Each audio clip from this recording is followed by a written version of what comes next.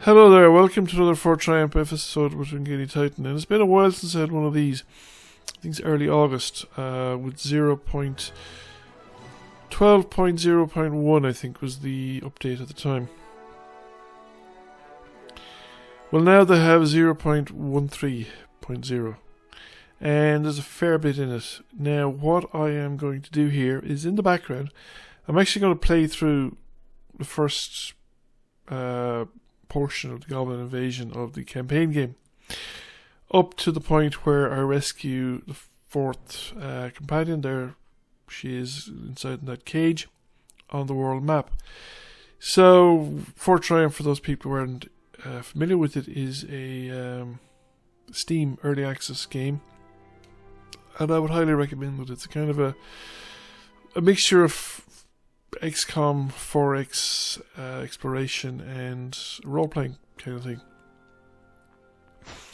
So our heroes have formed an adventuring party to keep body and soul together and make a few bob, and they're now working for Aurelian, and they need a fourth companion to complete this mission. So they've gone off to get the fourth companion. The thing is, they're going to have to fight to rescue the fourth companion, and the fight is, I think, if I looked at the start of the map, something like a 4-skull fight. So fights are rated in half-skull increments, from half-skull up to 5-skull. I don't think I've ever done a 5-skull fight. I don't think I've ever done a 4-skull fight.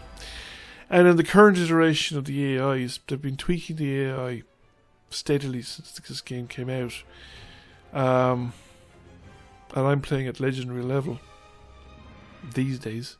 I don't normally play these kinds of games at legendary level, but I've had the practice with this particular game.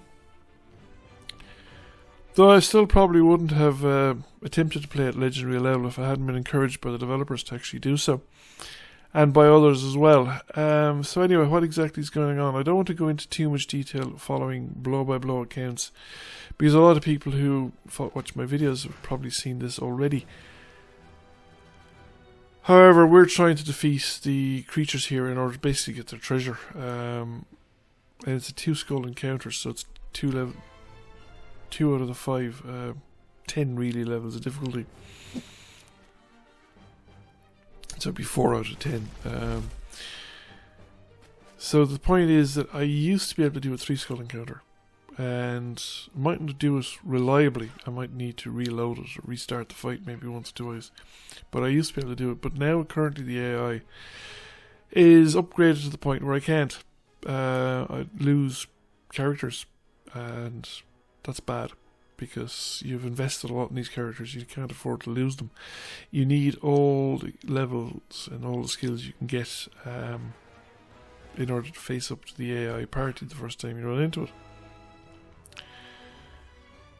So I have to be more cautious. Now the thing is, with this 3-skull encounter here, will probably mean an extra 3 or 4 creatures.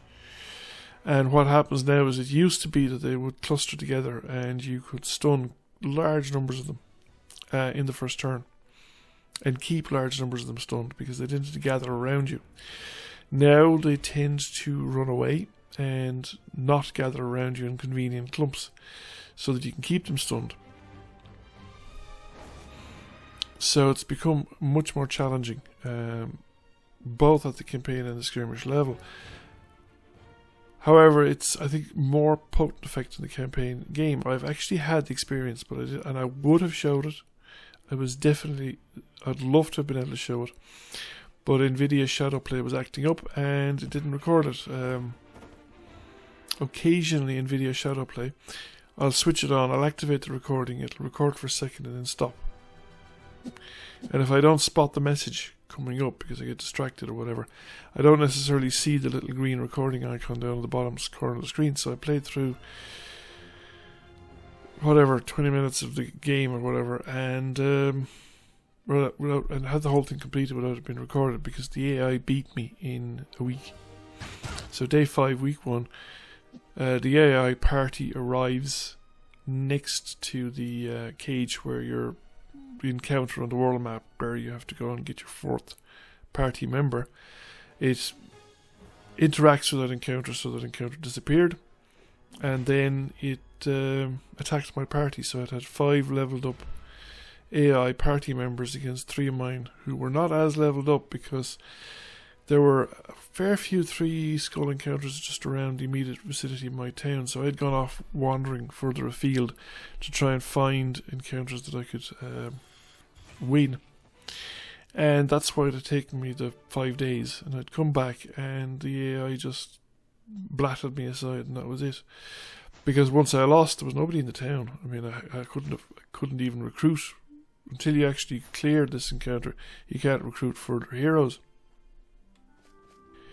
However, on the campaign side, that's probably not a bad thing, because it used to be possible to take your time basically and just wander around the map and explore and have fun, and then go and do your encounter, and it didn't seem to make a whole lot of difference. The worst case scenario I had before this had been where I had done the story mission to get the 4th companion, and then I had gone on to the next mission, and the AI, fairly strong AI units, must be said, tried to block me from getting at the next mission. So I had to fight my way through a couple of AI parties actually to get at the last mission, or the next mission. But the missions themselves are kind of their own strength, so I didn't. It used to make much difference. Now I haven't chanced this one at a 4 level. I don't think I probably might beat it, because you see, this is a kind of a scripted encounter. It's not a standard encounter, the story encounter, whereas the one I'm engaging now is a standard encounter. And I think the skull system reflects them better, or at least just you have more of those kind of encounters, so you have more of an idea of what it means. Because here you meet everybody at once. Once you engage the enemy, there's 3 of them there, you engage them, you've engaged them all. Whereas in the story encounters, there's actually the map is usually longer, and much longer actually. So there's effectively 2 or 3 of the standard maps in it, but you're sort of going, you clear the first bit, you have the second bit, then you have the third bit. So you have a kind of a 3-act play really, in the different sections. So all the monsters are kind of spread out. You can, if you're careful, you can clear out the guys in front of you without triggering the encounters further down the line. So I think it rates it off the total number of creatures present, rather than the fact that they're all together in one lump. Anyhow, the other side of that though is that I find that the skirmish game at the moment has become much easier in many respects, if you can survive the initial onslaught of the AI. Because the problem it has, I think, is it goes into a kind of a death spiral. So you play the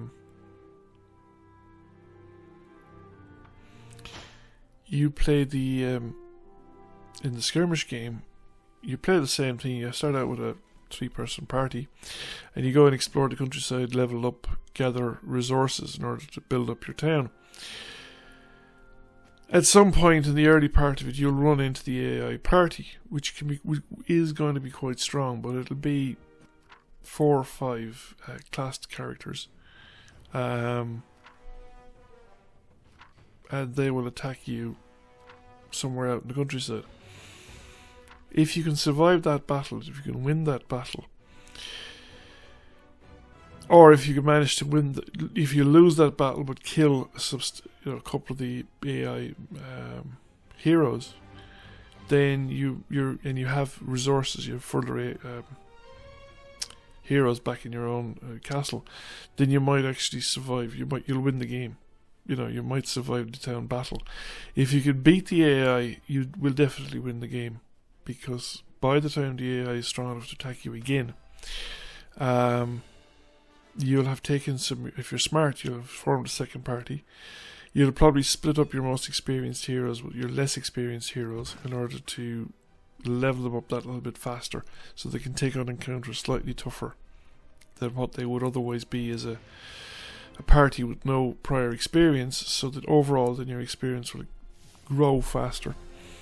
And the AI is kind of super aggressive, and it doesn't seem to do the same thing. So what happens is, mid to week 4 or 5, you could run into AI parties that have that are under strength, maybe 2 characters, maybe 3 characters, but without any levels, and they're actually quite easy to beat if you have 3 or 4 characters with a considerable amount of experience. They will have the AI is reasonably good about building the buildings that give it advantages in the town, so it'll have those depending on what the faction is and what the various ones of the faction. It'll also probably have guild and renown based improvements, but they might not have a lot in the line of levels, in which case you can beat them, and you can arrive then at the town facing a party with maybe no levels, which is quite easy to beat. The story game is a bit different. We're in the story mode now. We're in the story encounter, and this is what I mean. We have an initial encounter with 3 goblins,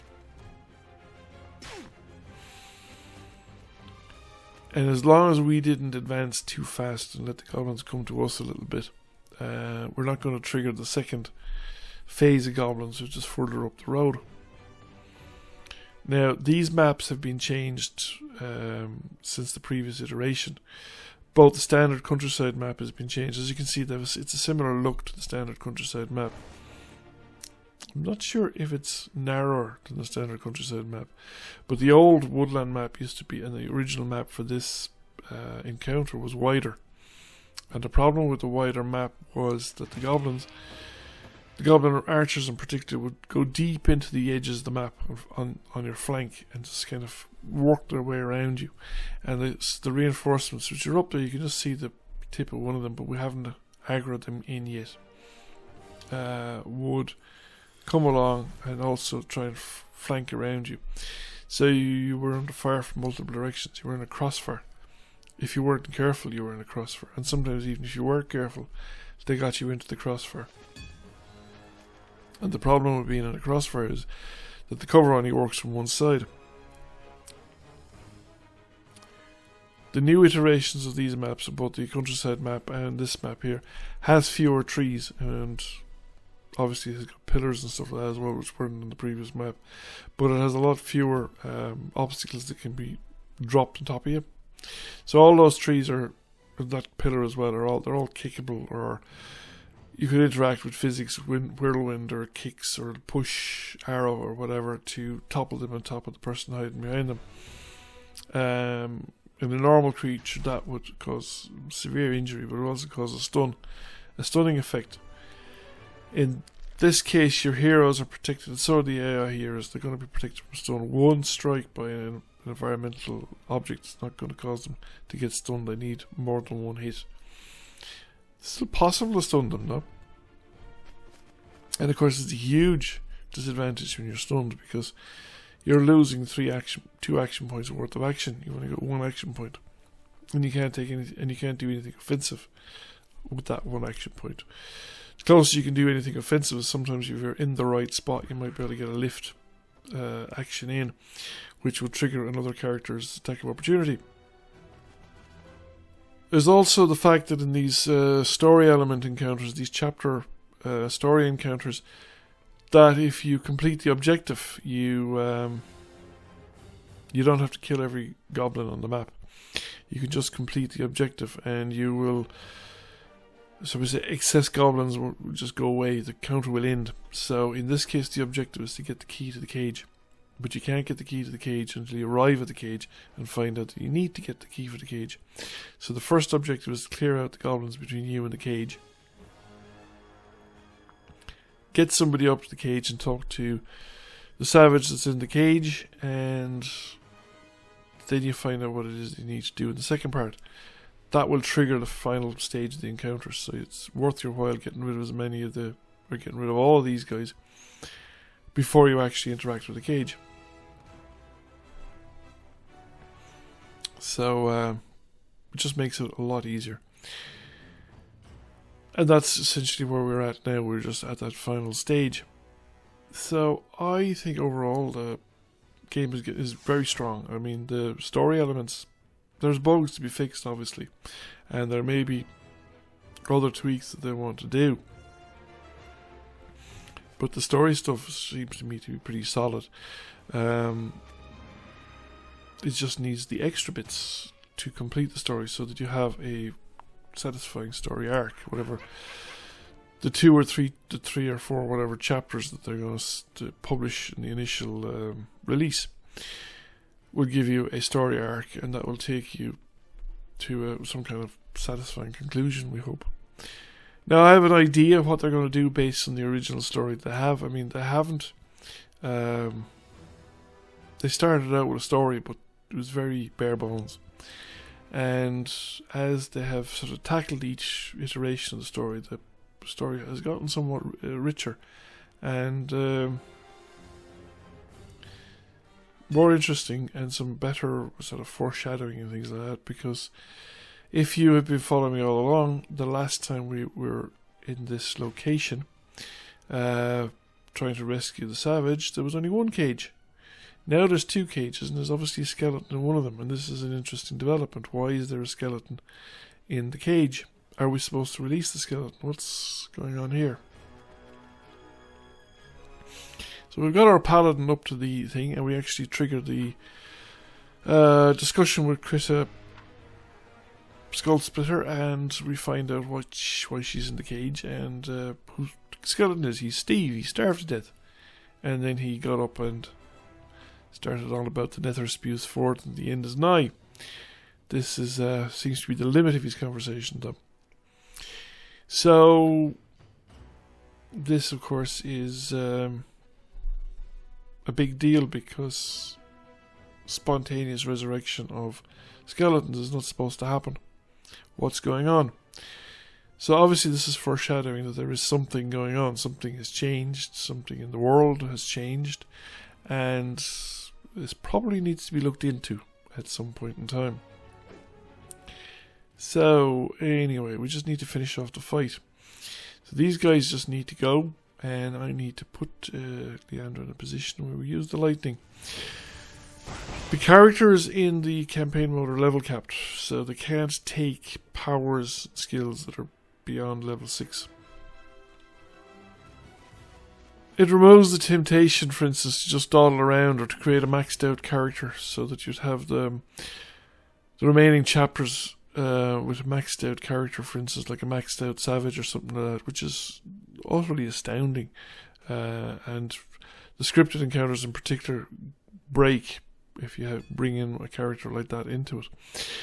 So as you can see, we can't release Krita from the cage. We have to get Gitturn, and we have to find the key on him.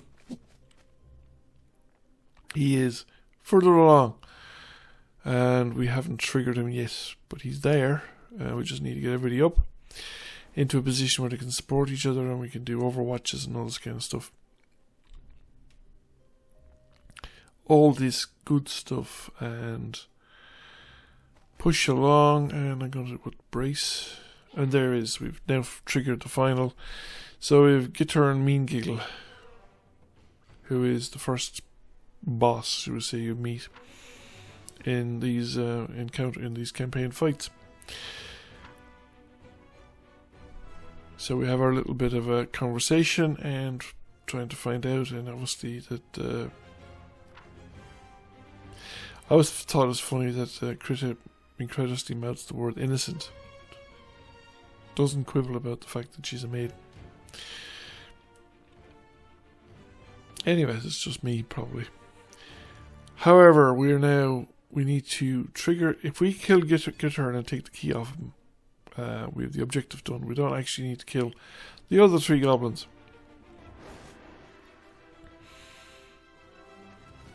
So we just need him to come to us, ideally. And there the goblins go. Archery, Overwatch, The usual stuff. And he charges forth, but he goes and braces himself. He doesn't charge recklessly into the fray. So, you know, to pull forward a little bit further. And I'm just thinking about what's the best way to do it here. It just took a while to do it. So maybe we don't go quite that far, but we'll trigger the Overwatch and we're already braced. So it's just as well. If we weren't braced, we would have taken some pounding there. Now I got the... I'm not 100% sure which is the best first Paladin picks to go. I mean, there's a lot to be said for... For a long time lately, I've been taking the free bolster one, the 0 action point bolster, and taking the action point transfer one. But lately, this particular playthrough, I've decided to go with whatever it is, Blinding Light or Dazing Light. That because it blinds, it's an auto hit. It does only 1 point of damage, but it blinds them. And when you're blinding archers, it's actually huge. Essentially, I think halves their chances of hitting, which makes a huge difference, and it will also, I think, rob them of their Overwatch. So, Githern has kicked our Paladin, Solara, but the thing is, Solara, there was nothing for Solara to bump into from behind. So, and I think even Solara could have survived one bump anyway, without becoming stunned. So because I bumped into nothing, or I didn't bump into multiple obstacles, we didn't become stunned. However, we can now hit him with the rock and then bounce him off the cliff at the back.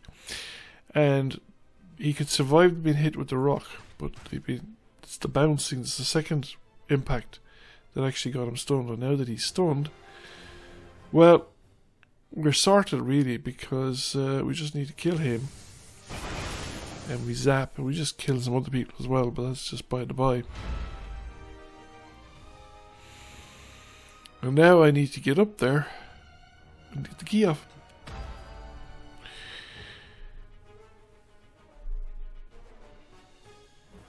Do I take the... I suppose I have moves. I can always keep the moves. You see, you don't have to... You can swap out of the initiative order by just taking the moves. You know, selecting the guy you want to move. Although there's no way of cycling through them, cycling through the initiative order. I can't. As far as I know, there's no keyboard shortcut that will allow me to cycle through the characters. It's we either accept the initiative orders we're given, or we manually select the character we want to use. And sometimes you'd want to intersperse moves. So you might want to move one person up, lift an enemy so as to get an opportunity attack triggered, and then move the warrior type or the melee type character or whatever, that sort of stuff. So anyway, we've completed this section. So overall, it's looking really good. The campaign is looking really sweet. I think there are issues with the skirmish mode, but that is more of a minor issue. I mean, the skirmish mode, I think, is nice, and it gives the game a lot of replayability. So we say when you've done the campaign, you've played it through it a couple of times, and you're waiting for the next DLC to do another campaign, the skirmish mode can keep the game alive, and deserves work for that reason. So now we've got our 4 party members. This is actually a bit of a relief now, because I don't mind now if the AI shows up. First of all, I got 4 party members in the party, but also I have now released the purchasing of party members in the castle in my town. So I can go to my town and I can upgrade the castle to a citadel to a fortress or a castle or something. And at that stage, I have I can actually increase the number of heroes that I can have. Then I can rotate heroes or have multiple parties in order to get experience in the non-experienced heroes while still having a force guarding my castle. So we had university going at the start even before we triggered the encounter, but we haven't completed a day. Now we've gone on the day is completed, and now we have the conversation where you're interacting with Aurelene. She's the patron, I suppose, the aristocrat that's giving them the missions. And obviously there's other plots going on as well. So you're speaking with Lady Aurelene, so on and so forth, and then we find out what the next step is. Goblin horde has appeared, is terrorizing the valley. So that's going to be the trouble now. You've got to deal with this goblin horde. You release giant High Lord Avthas, and off you go. So there's going to be the first part where you join up with High Lord Avthas, and then you sort that out, and then you find there's more, and you go and sort that out, and that's the end of chapter 1.